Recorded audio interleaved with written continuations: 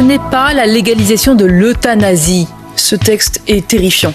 Il va déjà excessivement loin pour un premier texte et tout démontre, tous les exemples étrangers qui existent, démontrent qu'une fois que le verrou de l'interdiction de tuer a sauté, il n'y a plus de limite.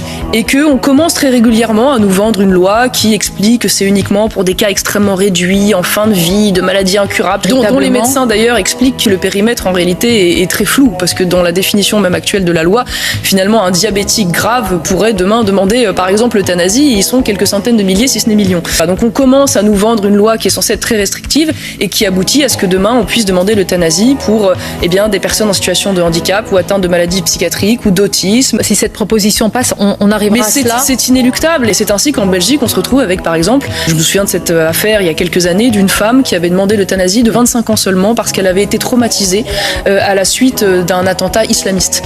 Je me souviens de cette mère de famille, 45 ans de mémoire, qui avait été violée et qui, traumatisée par ce viol, là encore avait demandé l'euthanasie. Et quand on regarde les motivations qui conduisent par exemple au Canada à demander l'euthanasie, la première motivation c'est je ne veux pas être un poids pour ma famille.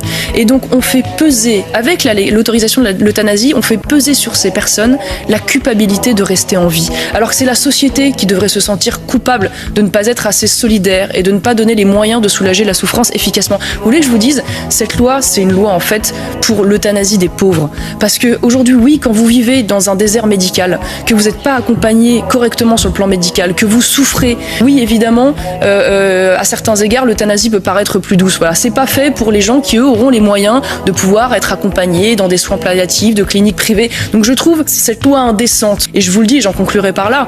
Dans ce cas-là, pourquoi demain, quand une personne veut se jeter d'un pont, envoyer les pompiers alors que dans le même temps, quand une personne demande la mort sur un lit d'hôpital, on lui tend la piqûre. Moi, je suis désolée, je suis dans une société où je veux continuer d'envoyer les pompiers.